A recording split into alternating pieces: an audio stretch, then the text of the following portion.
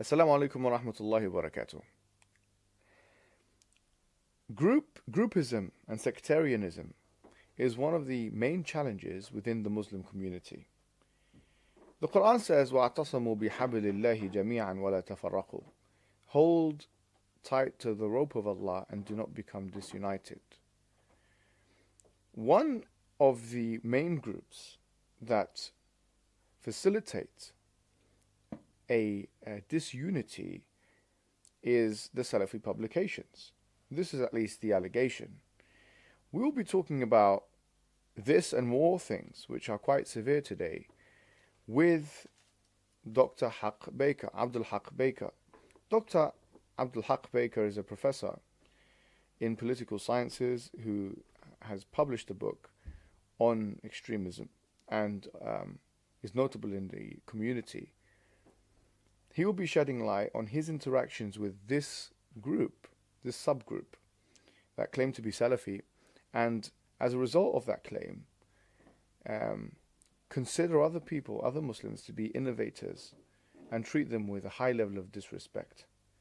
What will be unraveled in this discussion is some, frankly, quite hard claims that are made against this group regarding how they interact with not only Muslim people generally, but that how they may be exploiting certain vulnerable Muslims in the community, including women. It's important that Muslims and non-Muslims alike are aware of this, not only because it shows that we're being self-reflective in a greater Muslim community sense, but because people do need to be warned against the excesses and the exploitative practices of such group members. For this reason, this interview with Abdul Haq Baker, where he attempts to actually provide evidences, which will be provided in the description box, is an important one for UK Muslims, and Salafis in particular, who interact with other Salafis and might be at risk of potential harm from both an ideological perspective and from on a pragmatic level. Assalamu alaikum, Dr. Haq Baker. How are you? I'm fine, alhamdulillah. Alhamdulillah. So we're going to go straight into the interview, and I want you to, in your own words, describe what Salafism or Salafi Da'wah, what does it mean to you? Salafi Dawah means referring to the illustrious times of the Sahaba, the companions of the Prophet ﷺ, and the succeeding two generations, because these were the eras that were attested to by the Prophet ﷺ as being the best.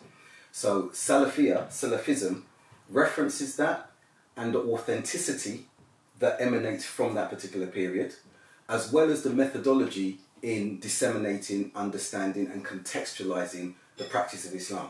Right. So now what people find is that a lot of people call themselves Salafi and they ascribe to particular groups and sects. In your understanding, is this what you make of Salafism or Salafi Dawah? No, because Salafi Dawah, Salafism, is not a sect or a group. Contrary to common academic perspectives that are being put out concerning it, there is no group in the sense that you have to belong and have membership to an organisation. The ascription to the Salaf, and not only just an ascription, just lip service, but in your character, in your application, in your approach, in your interaction, in deen and dunya, these are the elements that show that that ascription is actually being embodied by that particular individual. Right, so now coming more into like the UK context and the da'wah that has been done in the UK, the propagation of Islam through a Salafi lens, if you like. My question now is, with your interaction with different Salafi groups, what have you found generally to be the case in terms of groupism and sectarianism? Up until a particular point in the early 90s when I became Muslim, 1990 up to the mid-90s, there was uniformity.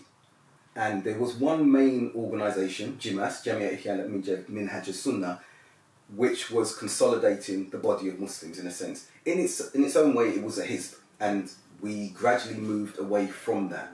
But there was unity on the whole with the Muslims, and the dawah was being spread, engaging across universities with the wider Muslim populace, and people generally liked the message of Salafiyah and the behaviour of the Salafis at that time. There was that excessiveness to an extent, but we were outward looking and embracing. That changed when we saw, I would say, in the West for the first time, the emergence of a cult. So what is this cult?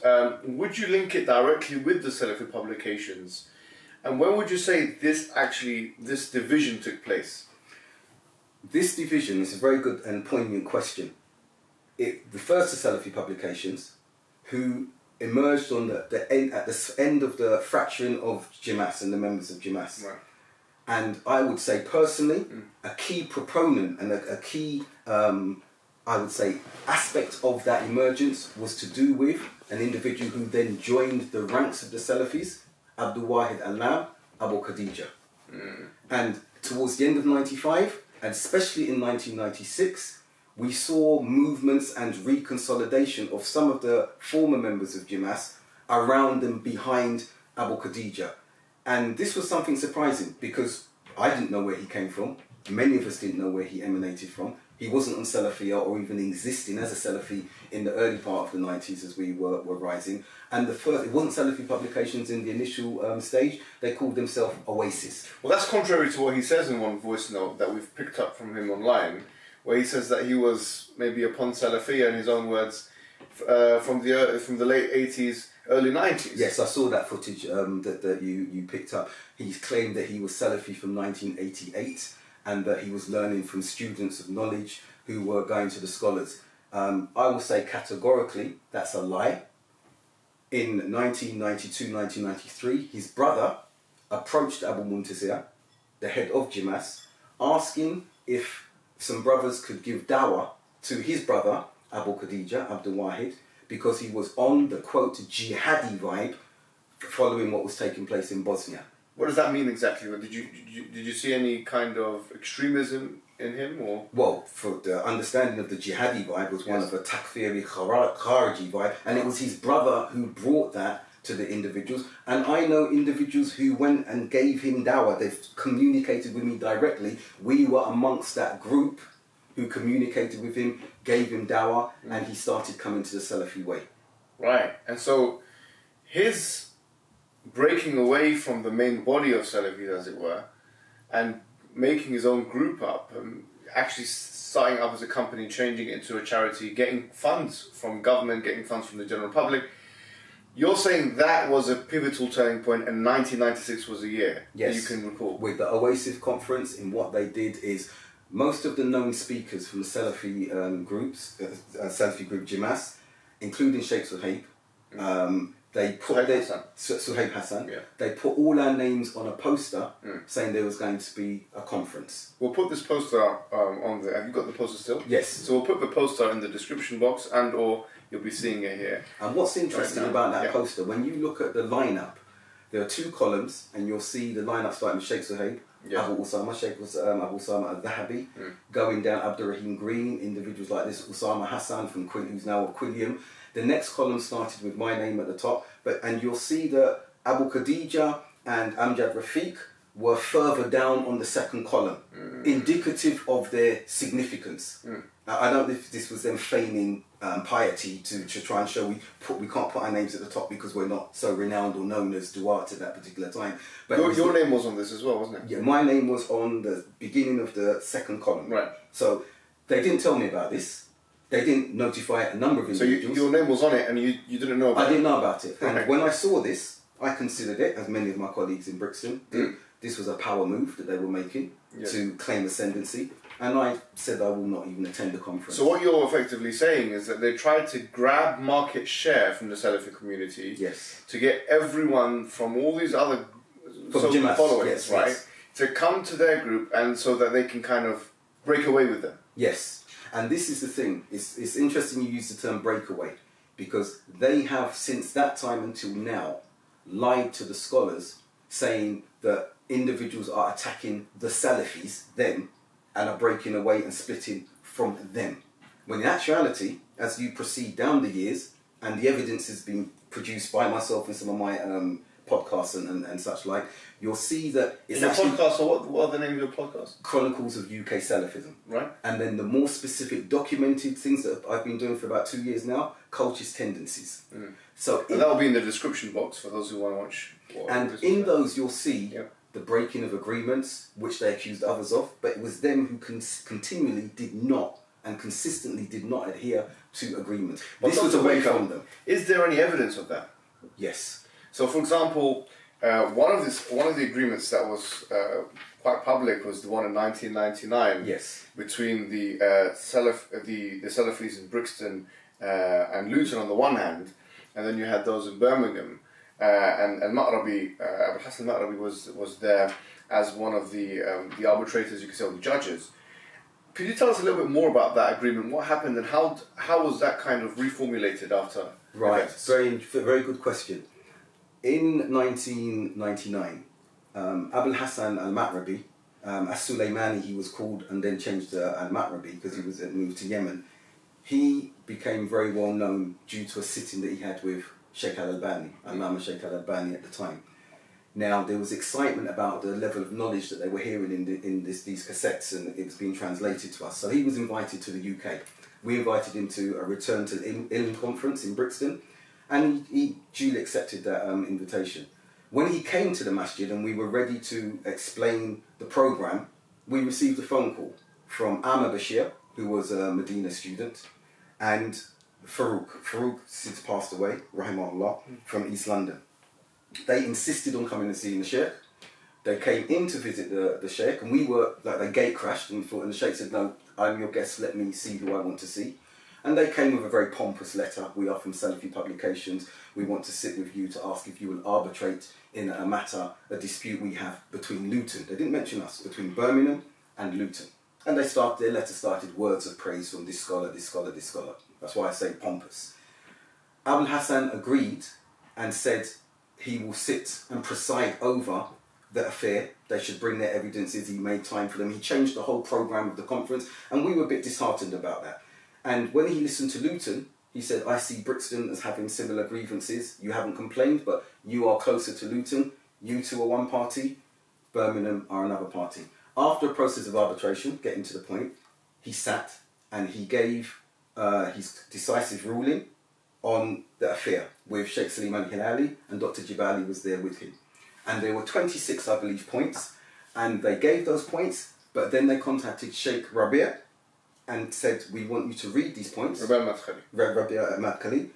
We want you to read these points and confirm whether you find them acceptable and you agree with them. And do you have any evidence for this? I have the original agreement in Arabic, I have the translation from Dr. Jibali, and I have the audio when when Abul Hassan sat and read out the points with both parties gathered. At that time... So we'll put that one in the description box, yes, right? Arabic and English. Yes. And if you want the audio, it's quite grainy, but you can still hear Abul Hassan speaking.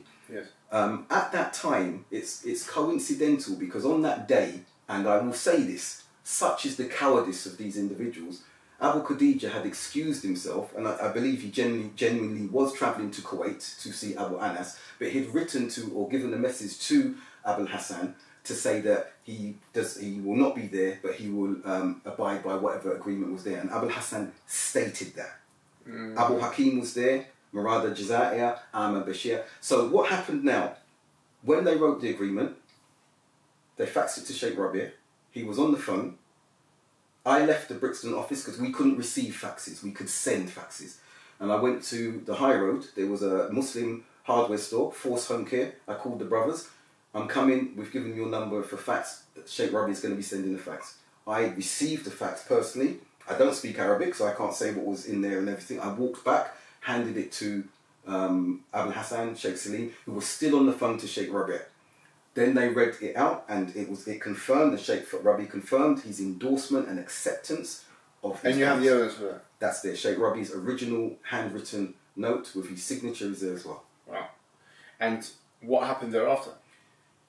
Clearly there was upset by one side, the South Republic Birmingham side. And after Abul Hassan and Sheikh Salim asked us to come out to the conference audience and give a few words, to say about, and general words were given about Islam and coming together with brothers. Bilal Davis, I've got that cassette as well if you want me to give you that. Everyone spoke. But then shortly afterwards, we heard about Murad Jazair, who was one of them from Manchester, who they likened to the Ali Madini of the UK. This is what they said about him at the time, but he was written off shortly afterwards by them as well. And he went to Saudi and he met Sheikh Rabi', and basically there was the process of then undoing the agreement. And to our surprise, Sheikh Rabi' reneged and cancelled his endorsement of the agreement. After all of this? Yeah. And so when we saw that, we were very surprised. Jordanian shuyukh were very surprised. But because for us... And he had the ability to do that? Yes. Because everyone would look to Sheikh Rabi' over these affairs. And the Jordanians were close to Sheikh Rabi' at the time as well. So when we saw this, we felt nobody had any choice but to say, we are no longer with this agreement. But until this day now, and probably after this recording and interview with yourself, we may have Amjad Rafiq, Dr. Amjad Rafiq, coming back with his pages of refutation, Abdul Haq Qutubi sitting, Ahl al-Bidah, such and such. This is, I think you know, this is... We're going to talk about Amjad Rafiq right now, actually. I mean, maybe in just a second after you finish this point, because we need to know more about these characters, these individuals who facilitated this breakaway and who are, in your understanding, facilitative of this cult. Yes, well, at the helm was Abu Khadeejite, Abdul Wahid Alam, Abu Hakim Bilal Davis, Yusuf Bowers, Amjad Rafiq. These were main protagonists. And going on this, you mentioned some of the antagonists, I would probably call them as Abdul Wahid, Abu Khadeejite, Bilal Davis, who's Paul Davis, and Amjad Rafiq. So, could you tell us what their level of training and qualification is in the Islamic sciences? Very rudimentary, if that. And I'm not professing that I'm a student of knowledge, no. In another academic field, yes, but let's start with Bilal Davis, Paul Davis, Abu Hakim. Abu Hakim failed in Medina University on a number of occasions. So he kept reapplying? And he kept trying reapplying. I remember being out there on Umrah on one occasion and meeting him, and the brothers told me he's reapplying yet again to get back into university, and he failed. So unless he's got any qualifications after that, his Arabic was quite good, from what I understood from those who know and heard his Arabic and listened to him. He's proficient in Arabic, but he didn't graduate. Like a number of them, I don't actually know any among them. Abu Khadeejite trying? Abu Khadeejite, I believe, has got a degree in teaching, and not much else other than that. Amjad Rafiq, from the point of academia. And so he's quite a good scientist. Yes, I believe he's got a PhD in biochemistry. And I actually read a very good paper, and it's unfortunate because I read this paper when he was criticising me for speaking from the realm of academia. But he wrote a very good paper with two non-Muslim academics on pasteurised milk. So from that perspective, I said in one of my series that he should stick to his lane, remain in his lane, about pasteurised milk. And I suppose that I would say this in not a disrespectful way, and I would say that he knows about regurgitation, okay? And if that's his lane, then I will call him, according to what he specialises in, the milk sheikh.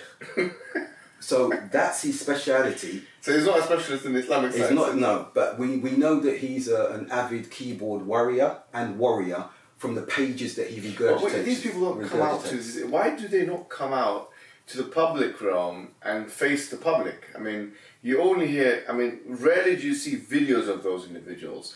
You hear voice notes, you see pages that they've written and put up on, their Twitter feeds or whatever. You don't actually see them coming out. What is the reason for that? I would say amongst the leadership, you will see wanton cowardice amongst the leaders. And you'll see an element of house Negroism from those who follow Abu Khadeejite as lackeys, which is unfortunate. What I would say, though, and say to qualify, now I'm not speaking about some of the followers of the cult, because many of them are sincere. Yes. And many of them are new Muslims. My PhD talks about stages of development with regards to youthful foundational stages and overzealousness. Have you published it? Yeah, my PhD is published, yes. Yes. The book's called Extremists in Our Midst, Confronting Terror. Can we put that in the description box as well? I can, yeah. Inshallah. And so I talk about those stages, so you can see that they're at the very beginning, rudimentary stages that many of us must have gone through when we converted to Islam, or when we reverted as a second generation Muslim, third generation Muslim. So I don't include them when I'm talking at this level of critiquing. Yes. But when I'm speaking about the leaders, it's unfettered. Yes. Abdur-Rahmaan is another individual who's got his PhD. I think he studied, he did it on tafsir of Quran in this instance.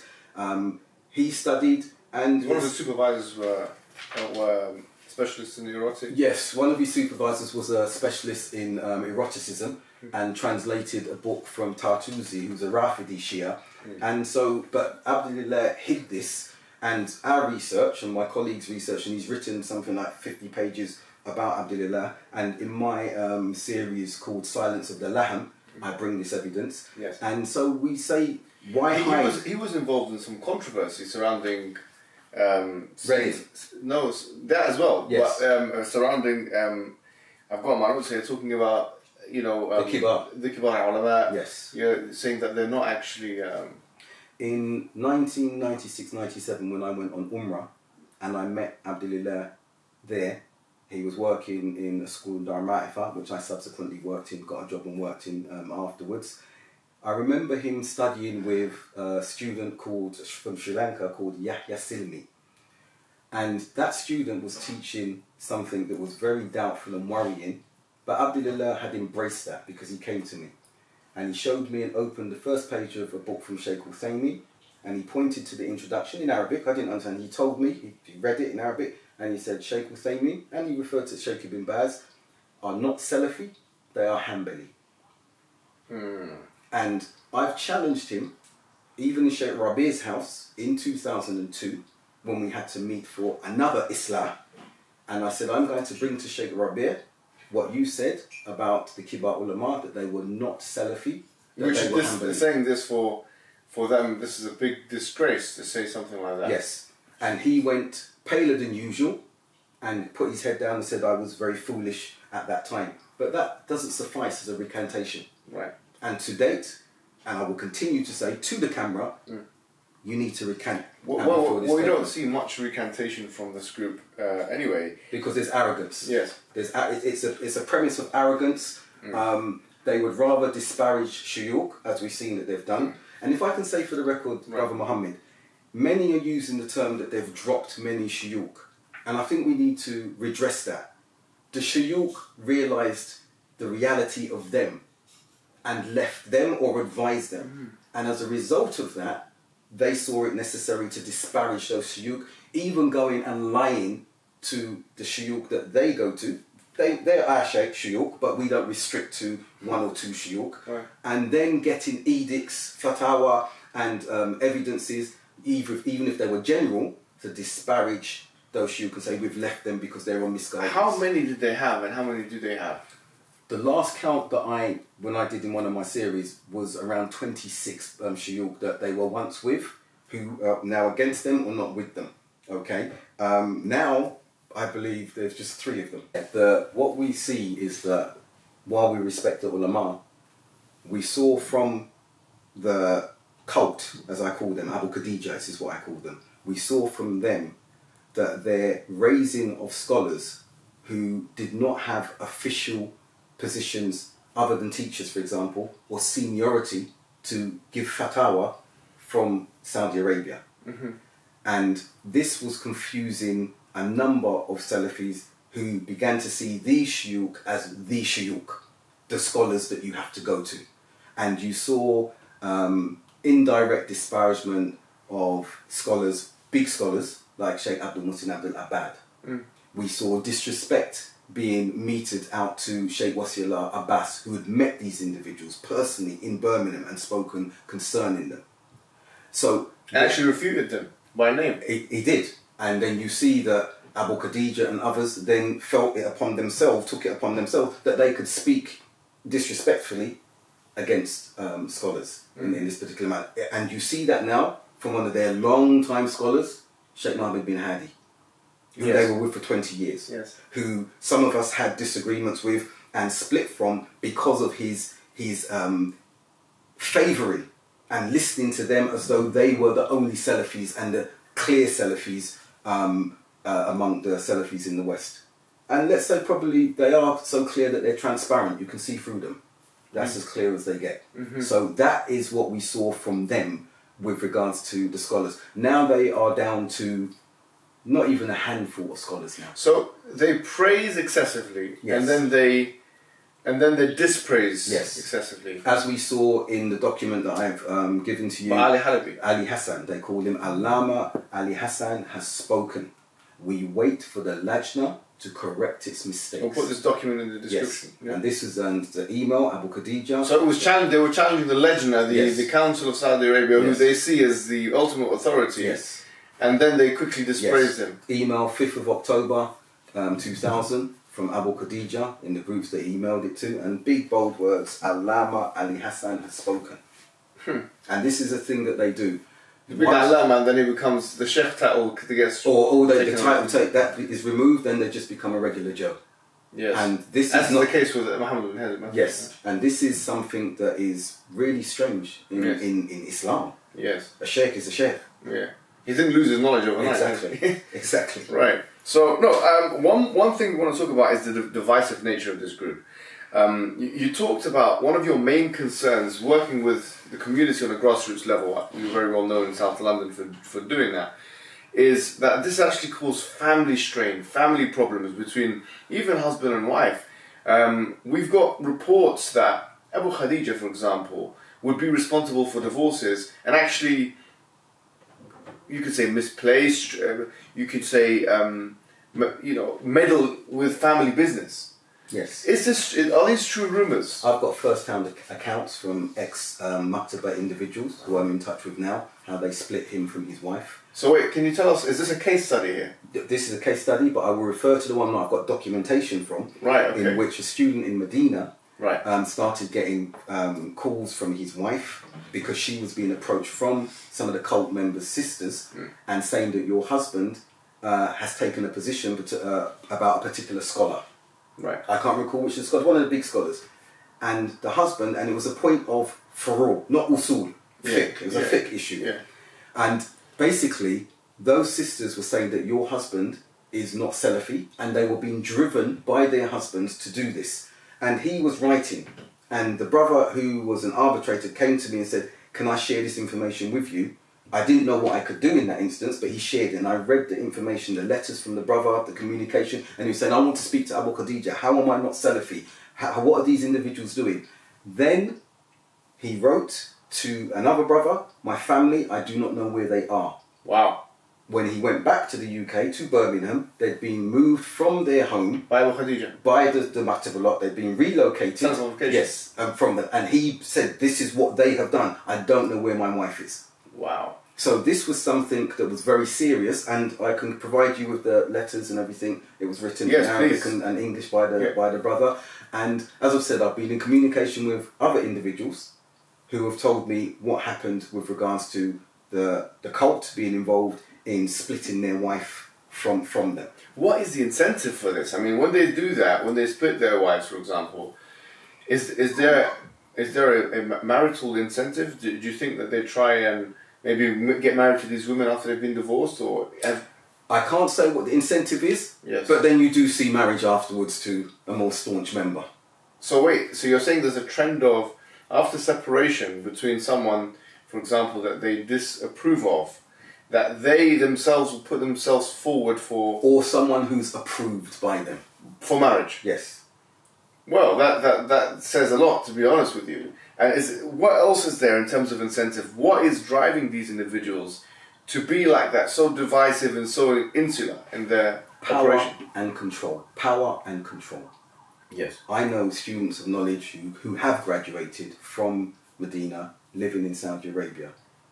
And you can see that they are mouthpieces for these individuals, and they are almost scared to interact with other individuals who are known Salafis because of what may happen as a result.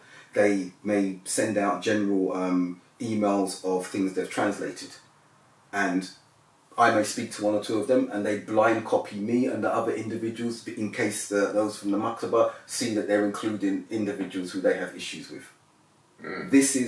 This bullying, you can only bully weak people, and the bully themselves are weak, as you know. Yes. And this is a manner that they've got when more robust individuals come and confront or speak. I'm not talking just about violence in that instance, but when they know individuals have a bit of testicular fortitude, if you like, you will see them very cautious in that particular instance. And I'll give an example. I want to make sure I'm giving evidence. When Salafi Manhaj, my colleagues in Brixton, did this booklet to refute use of Bowers, who gave a revisionist version of Salafi Dawah, which was completely false, and he included Brixton in that. A document was compiled with research, interviews, everything that could be made available, and a visit was made to him to give him a letter to clarify and maybe withdraw the revisionist lies that he'd said on YouTube before they launched this document. When they went up to Birmingham to deliver the letter, I hasten to add, no violence or anything like this, he refused to come out of his house. They asked him to meet somewhere. He said, what do you want? He said, we want to give you something. And he refused to come out. He said, please deliver it to my shop, a chicken shop or whatever shop that he had. Why do I bring this? This is a trend of these individuals, the leaders. And I repeat, it's cowardice. Plain and simple. Well, you've given us a lot of information. You've basically showed us that there have been people that have been breaking their agreements, the initiators of division within family, and you've given a case study example, which I'm sure the evidence will be in the description box. You've got chronicles which people can refer to that outline all of these things in chronological format. With documentation. With documentation as well. I mean, what and documentation from them. From them. Where I'm not giving things, I've just told you the email from Abu Khadeejite, dated the 5th of October 2000. Documents from them. What, now, as a final question, my question is, what advice would you give to someone who is stuck in this group, in this sect? What would you do? What kind of advice would you give them? Maybe they've realised these things that you're talking about, and they've had suspicions of it. What is the main kind of overarching advice you'd give to them? My overarching advice would be that these are a very small, insignificant but loud cult, and they only have to refer to a cult that emerged in Saudi Arabia with the Juhayman and how they started. The one who tried to overtake the one who held the Haram, the Makkah for siege, and how they emerged. In the beginning, they had scholars with them. Right. Before they went to their extremes. Sheikh Al-Albani, Sheikh Bin Baz, Sheikh Muqbil, Abu Amina Bilal Phillips, who's nowhere in the same scales of the first three that I've mentioned, but as a student, because he gave a detailed account of being with them and when they started pulling away from these individuals and left them completely. And when you look at the parallels that are there, you'll see that there's an extremism, behavioural extremism, not violent extremist takfiri. You'll see there's a behavioural extremism and ghulu among this cult in splitting, disparaging and marginalising anyone who does not agree with their view. And there's an element of sheikh worship here.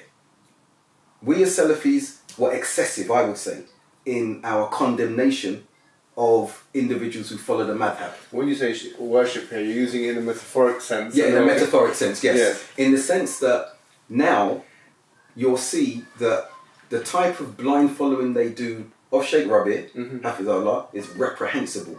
More reprehensible than those who are following the madhahib, four madhahib now. And these individuals who want to pull away only have to look at that. Look at the parallel with Al-Juhayman and what happened there. Look at the parallels with the blind following that they are calling to, yet condemning others who are blind following greater scholars of the other ones are following, like you said, people that much more worthy of being followed than... Exactly. And that's not to detract. I'm not going to comment on the repute and merit of Sheikh Rabi. He's a big scholar. However, we know with Salafiyah that we do not blindly adhere to any scholar whatsoever. Anyone can be wrong. Just Prophet Sallallahu Alaihi Wasallam. And we have the precedents of the Imams who have spoken. I would also say to them, once they've pulled away, they have nothing to fear from these individuals. You will see a regurgitated refutation condemning them from the milk sheikh. This is what he does best. But it has no bite to it. So do not be afraid of them. They are not to be feared in any shape or form. They can go to a scholar, the last 3 scholars they have, or whoever they are, and get condemnation of you. If it's untruthful, hasbi Allah wa ni'mal wakeel. Why fear their words or the lies they tell to scholars to condemn you? This is my message and my advice. And I say that Salafiyya is not this. Salafism is not this. We as Salafis have some blame, I think, generally, because we have been stagnant in our engaging and embracing the wider Muslim community. Salafiyya, as we said from the outset, is adherence to the first 3 generations and the scholars who are upon that way. But it's not just lip service. There is some work and efforts that need to be put into that. That is what Salafiyya is. We need to look and we need to refer to the Kibar Ulama, who have the wisdom, the insight, the hikmah. Adhere to them and look out for those individuals. And this is a clear thing. My last thing I say, look out for individuals who do not call to themselves. They call to the deen. They do not call to their group, to their organisation. They call to the deen and they refer you to the Kibar Ulama. You do that, you will not fall this way or that way with regards to cultism or groups that browbeat you to adhere to their objectives. Jazakumullah khair, Dr. Baker. Well, yeah. I'm sure that the people can reference your book, they can go and see all your evidences. It's been excellent, and keep us in your diet. I mean, I will, and likewise please. Jazakallah khair. Thank you again. You're welcome. Assalamu alaikum. Wa alaikum salam.